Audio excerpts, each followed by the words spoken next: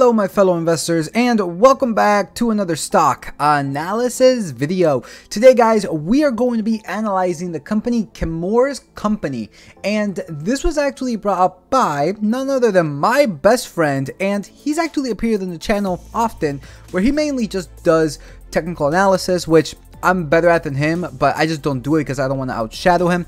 That is my friend Mikhail Kirsnowski, where he pretty much just said, can you do Chemours Co? Ticker symbol CC. So let's actually take a look at this company, guys, based on their fundamentals and see if the technical analysis guy can actually pick a company with decent fundamentals. So with that said, let's get started with this analysis.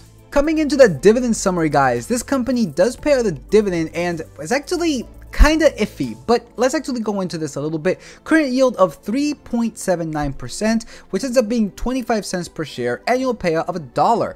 Payout ratio is 18.42%. We're going to take a look at this in regards to the free cash flow in just 1 second.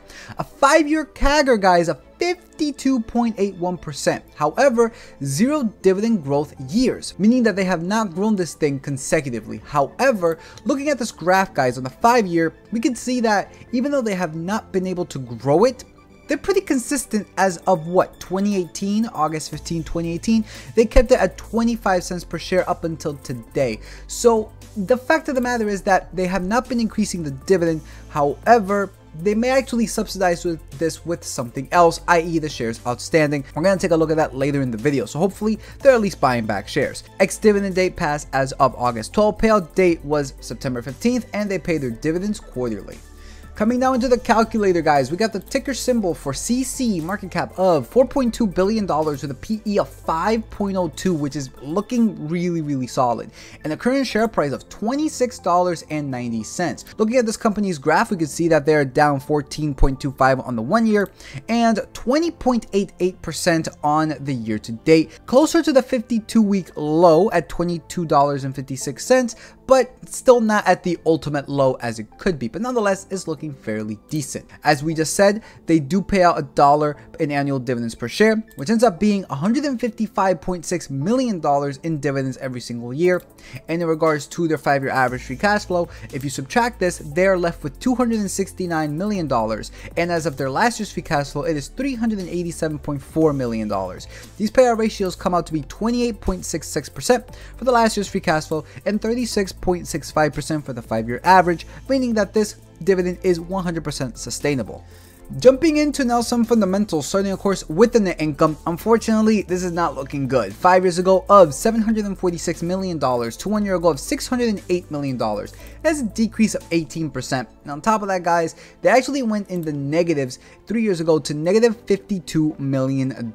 Now, 3 years ago, guys, for them was actually 2019. So this was not due to because of COVID. This was due for something else. So definitely something to do more research on what caused this downturn in their net income 3 years ago. Aside from that, ever since then, they have been picking it up recently, but in the overall 5 years, it is still a decrease. So for that reason, guys, I cannot give this more than like a 20%, maybe even lower, maybe at like a 15, just because of the fact that they did do a negative net income 3 years ago. Coming now into the free cash flow, we got 5 years ago of $229 million to 1 year ago of $543 million. That is actually an increase on the 5-year of 137%, with an average of $424.6 million. Now, the one thing that I have to say here, guys, is that we see this once again on the 3 year ago where they did dip a little bit. However, the main thing that I have to point out here is that once we get this year's value and this 5-year goes away, if this year's value isn't higher than this $642 million, this would essentially be a decreasing free cash flow. Now, obviously, there's a lot more to the story, but I'm saying that's essentially what the graph is telling us. You do not want the free cash flow to be negative, mainly because of the fact that cash flow, it is everything. It is essentially what the company uses to even pay out that dividend. So you do not want to see it decrease, guys. But as it currently stands, it is positive. Still concerned about this 3 year ago value, and on top of that, they did not increase it enough from 2 years ago to 1 year ago. So I'm gonna have to give it, guys, a little bit of a better grade, but I'm still going to keep it at a low enough grade of around like a 50%. Coming now into the revenue, 5 years ago of $6.2 billion to 1 year ago of $6.3 billion. That is a mere increase, guys, of 2.62%, and unfortunately you can see that this is actually decreasing overall.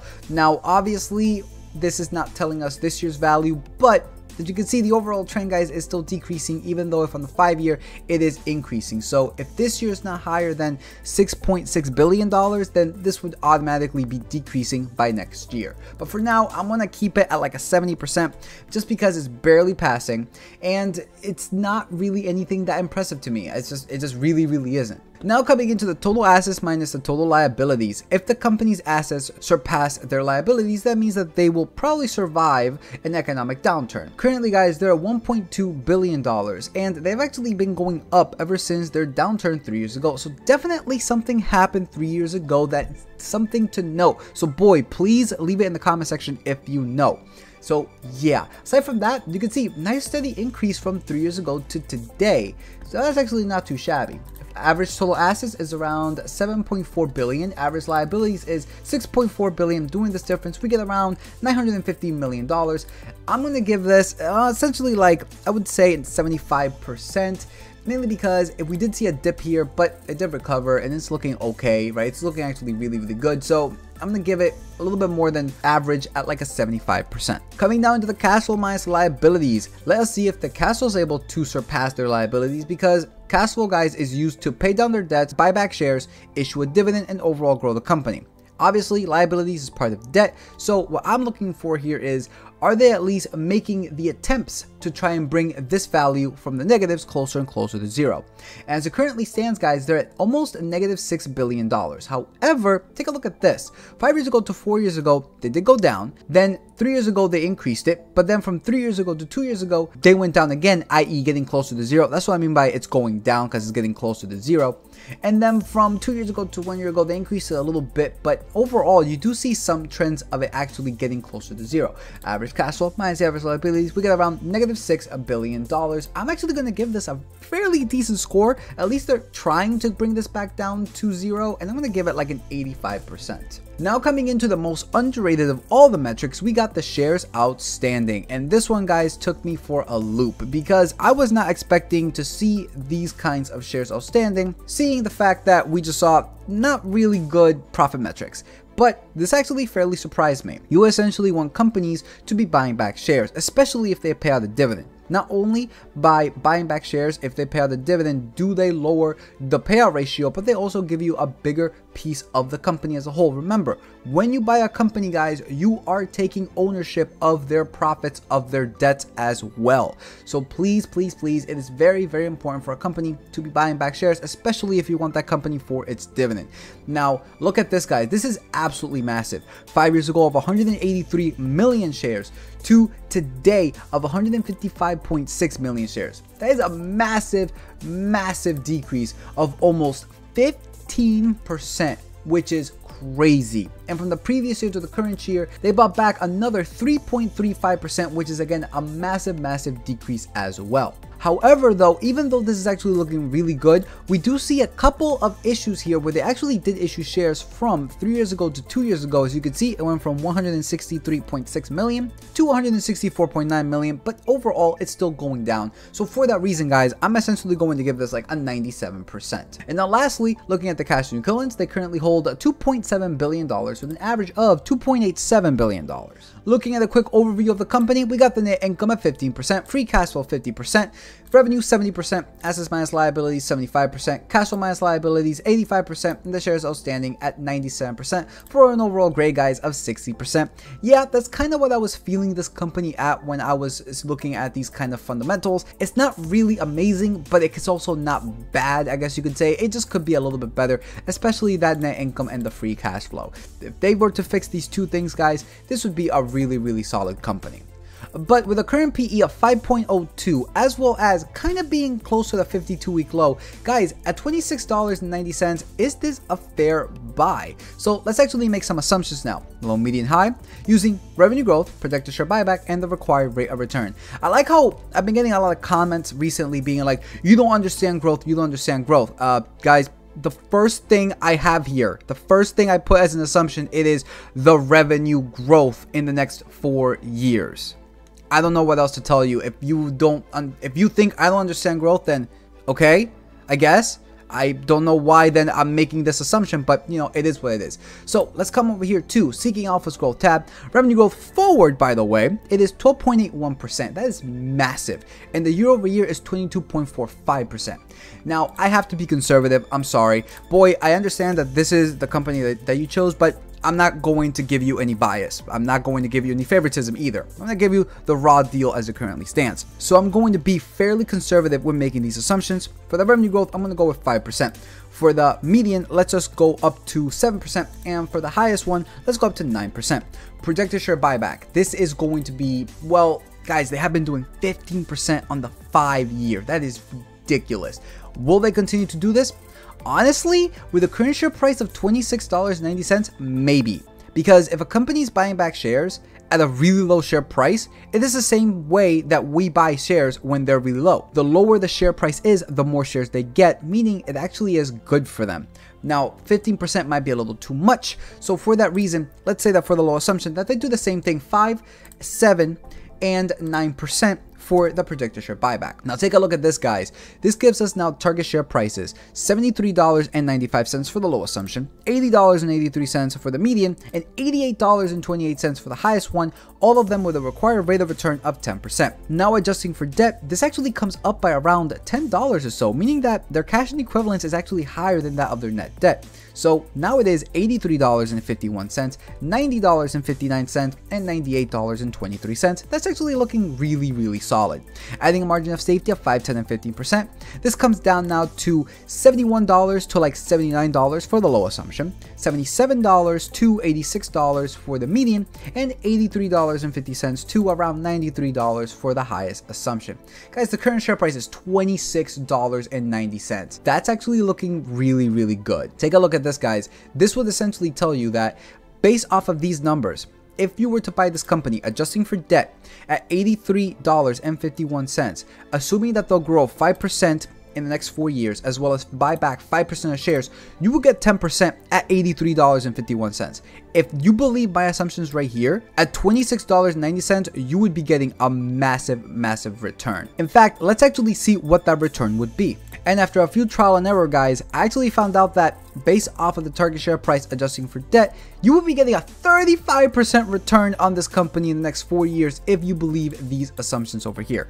Now, obviously, that depends if you believe my assumptions. Because again, every investment is the present value of all future cash flow, and this is not financial advice. So please, even to you, boy, even though I do help you a lot with stock picking and the rest of our friends, but I always say this, please do not follow my assumptions. These are just my assumptions. Use these calculators, guys. They're available for free. This one, book value one, reevaluation one, and a dividend tracking sheet. I want you guys to be making your own assumptions because I don't know your financial situation.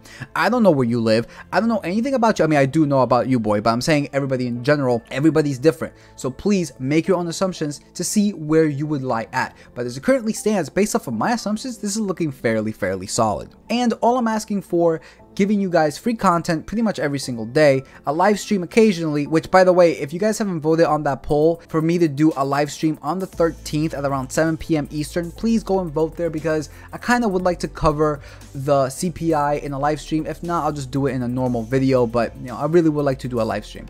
So if you guys want to see that, please, in my community post, there is a vote whether or not you guys want to see me make a live stream on the 13th at around 7 p.m. Eastern Standard Time. Guys, I'm giving you guys free content as well as free calculators. All I'm asking for in return is just help me grow my channel, like, subscribe, comment. The best way you can support me is by doing that. Thank you so much for everybody who have done that so far. We're almost up to 1,200 subscribers.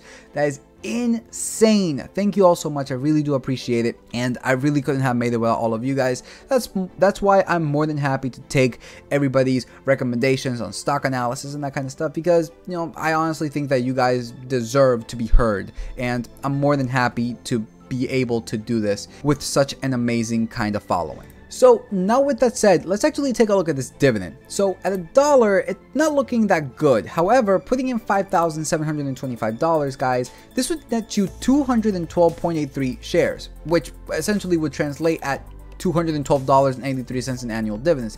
That's actually not too shabby, especially seeing that, again, my discounted free cash flow is telling me that it isn't all out buy overall. Now, I would personally like it to be a little bit higher, but at $212 in annual dividends increase, that's actually not too bad in my personal opinion. All in all, when it comes to CC, the main issue that I have with them, guys, is that net income and the free cash flow. Aside from that, this is looking awesome. If they were to fix that, or let's just say this, if you think that they'll fix that in the next upcoming years, this actually might be a really, really good company to buy right now. It's looking really, really cheap. But again, not financial advice. Please make your own assumptions.